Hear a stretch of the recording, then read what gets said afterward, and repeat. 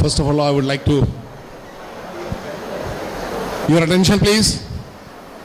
First of all, I would like to thank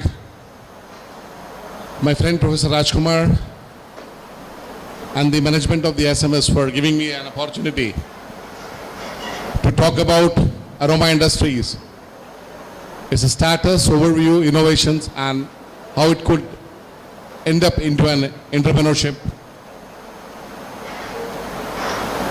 The topic I would be covering today would be initially the overview of the aroma industry, where we stand in India.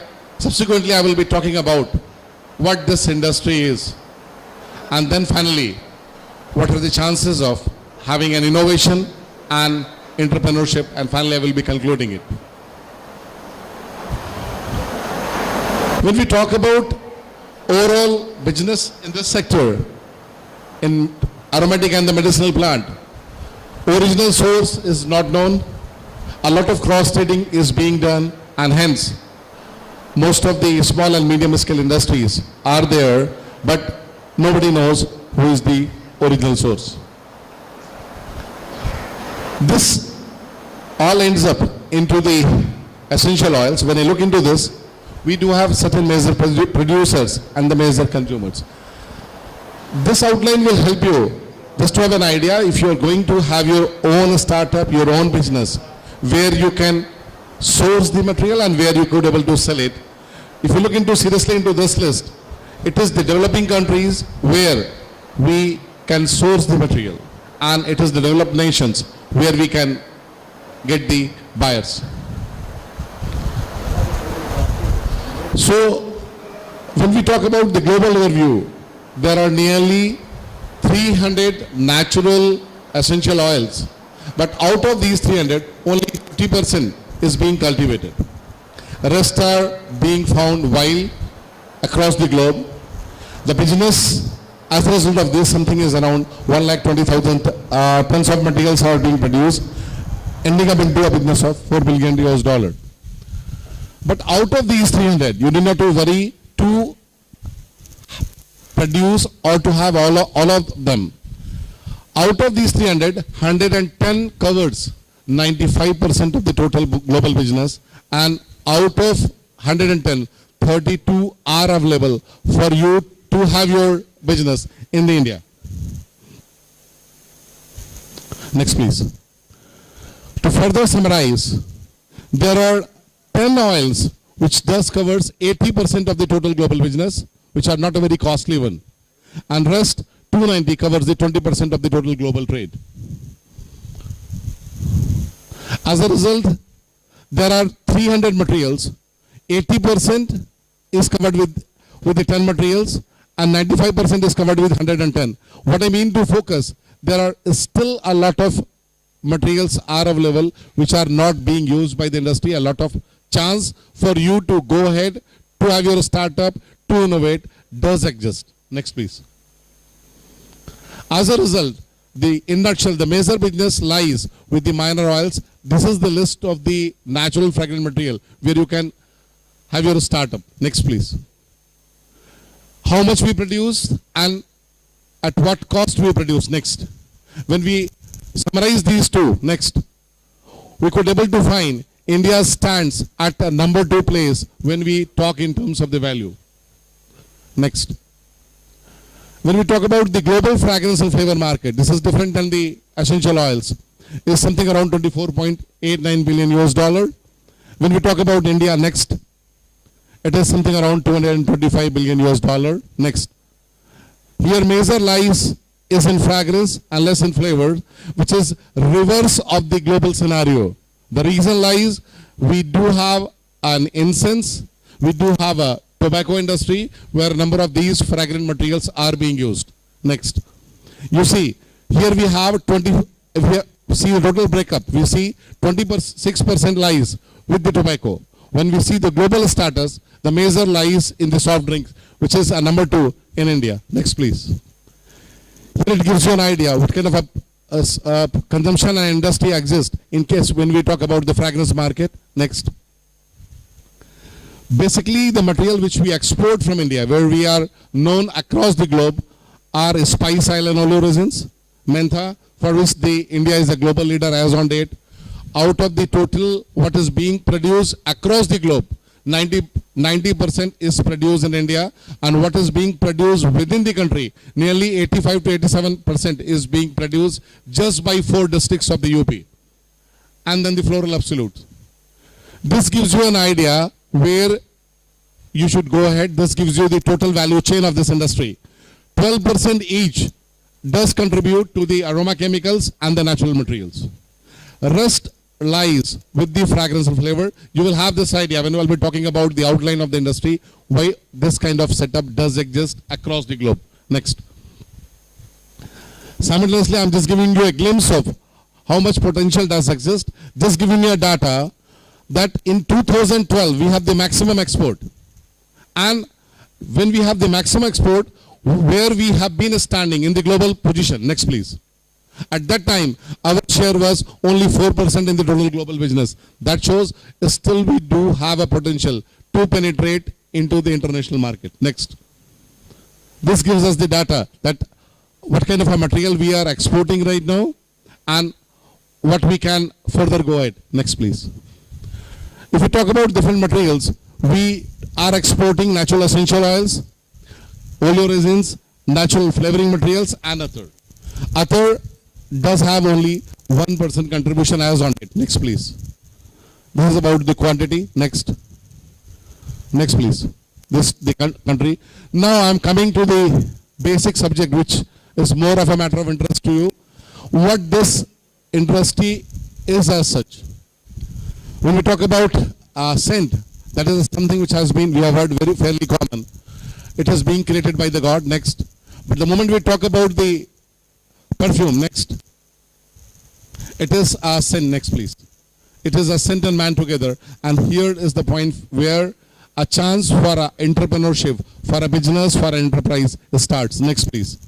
When you have any aromatic plant, maybe a seed, maybe a root, or any part of the plant, if it is smell, if it has got an odor, if it has got an aroma, there exists a possibility that it can give you an oil which can fetch you money, which can fetch your business. Next, please.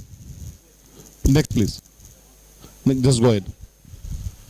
Further going ahead, when you have a natural plant material, maybe a sandalwood, maybe a rose, maybe a jasmine, the plant can give you money from 3 angles. One, as such. Next.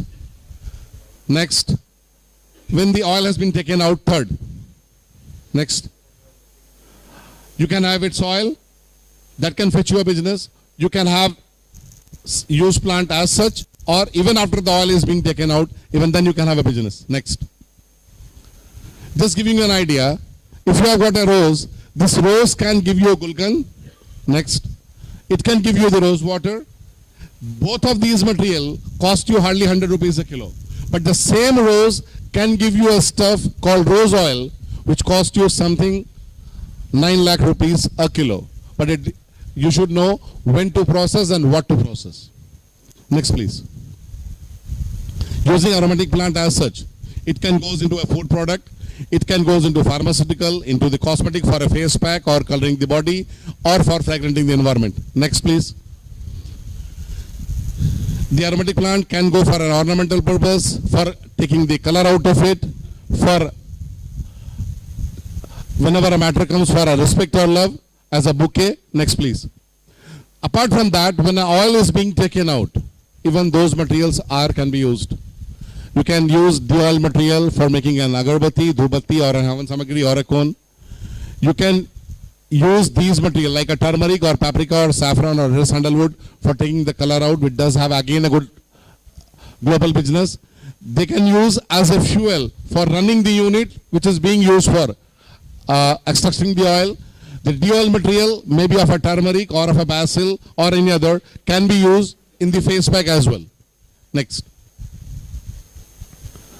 Next, please. Next. There are few modes to produce it. You can distill it, you can extract with the help of a solvent, you can express it. Further, go ahead. Next, please. Even in the course of distillation, there are different modes. You can go for a steam or a solvent. These are just the different modes the way you could able to produce this material. Next. As a result, you will find there are so many materials which are being produced. There are different names, and all of them does have a global business. You need to have an idea, because normally for you it appears that a fragrance or a flavor or a scent or a perfume or an essential oil, more or less the same, but for market, for a business purpose, they are different. They do have a different market potential. They do have a different business. Next, please. Just something for you. If you have got a natural extract of a rose or of a jasmine or of any material, can you use that material as such into a product? For example, you are having a vanilla extract or you are having a rose extract. Can we use that as such into a product or not? Practically speaking, it cannot be used as such. The reason being, you want vanilla in ice cream when it is cold. Simultaneously, you need vanilla in the biscuit when biscuit is being heated at a temperature of something around 200 degrees Celsius. Do you think the same vanilla can do? No. So, because on one case you are heating it, on another case you are chilling it out. Second case, you are using, for example, rose oil. You can't add a rose oil into a soap, because the moment you add even a 1% of an oil into soap, the cost of production of the soap would be nothing less than 900 rupees per cake of the soap. You can't sell it nothing less than 2,700 rupees for a bar of a soap, which is nearly impossible to sell it out. We need to formulate it and we need to process. Next, please. To convert that into next process, we need to blend it, and then it goes into the product. With the moment we blend it for two purposes, either for an edible purpose or for a non-edible purpose or for a therapeutical purpose. And for that we need to have, next please, we need to have a fragrance which is used for only external purposes. If you are making an odor and you blend and using it for non-edible purpose. If you are having the aromatic material, next please, you are using it for, back to the previous slide. This is for edible purpose. If you are using it for cream, it is a fragrance. If you are using it for ice cream, it is a flavor. Next. But the same material can be used for therapeutical purpose as well. And that does have a lot of market potential as on date. Next, please. In a nutshell, the outline of the total aroma industry is, you have a natural material, it is initially processed, you end up into a natural material. This can be further converted into a synthetic. This you can have from the another route. Next. And these goes into a fragrance, flavor, or into the blend, and finally it goes into a product. Next. Now, where you can innovate, where you can have entrepreneurship. Next, please. There are few reasons that this market is there and will remain. Number one, the fashion. If you just select 10 boys or girls out of any school, college, just studying in the class 9th or 10th, for no reason which is related to either their skin or to the hair, they are using either a cream or a hair color. Though their hair or skin are absolutely okay. So they are using basically because of the fashion. While the rest part of the society, they use these material so that they should look young. So either part of the society is using these material and they give you a business. Next. Back to nature movement. I don't need to explain you. Next, please. Popularity of aromatherapy, which is a well-known subject across the globe right now. Next. Increase in number of social institutions, and next, increase in awareness about the cleanliness. 20 years back, we were having only phenyl to be used either in the toilet or into the drawing room. Right now, we do have n number of materials, depending on the kind of stuff we do have in your drawing room or in the bathroom or in the toilet. As a result, the aroma business increases. Next, please. The journey of 200 ml to 2.5 liter of soft drink is well known to you. Next. Demand for the spicy foods.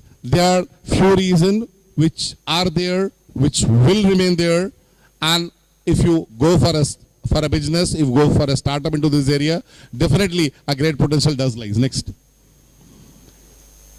I'm just giving you, when you are thinking about this kind of industry, what oil you should choose when you are in the India. This is the list of the oil which are most utilized. Next, please. At the global level and at the national level. Next, please. I'm just giving you an idea. Next. If you, back to the first slide. If you are going for a distilling the material, a natural aromatic material into the field, the amount of investment is something around 6.5 lakhs. Next.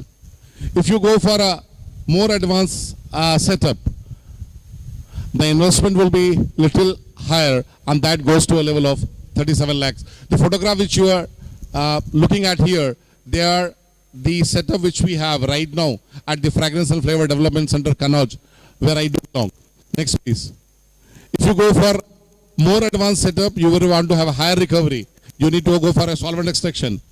And the next, please. The investment will be a little higher. It goes to something around 123 lakhs. Next. When you go for further value addition into this segment, next. This goes to a total investment of something around 42 lakhs. Next. When you want to make a fragrance or a flavor out of this stuff, the investment will be next. Something around 60 lakhs. Next. When you want to establish a very small industry like an agarbatti industry, investment will be something around 8 lakhs. When you go for an dhupatti, next, it will be something around, next, 10 lakhs. Next, please. That's what I want to focus. Next, please. That there exists a great potential for entrepreneurship into this industry. A lot of chance to innovate. Number of others, essential oil, oleoresins, do have a great potential in the local market and in the global market. I've already shown you the list. Next, please.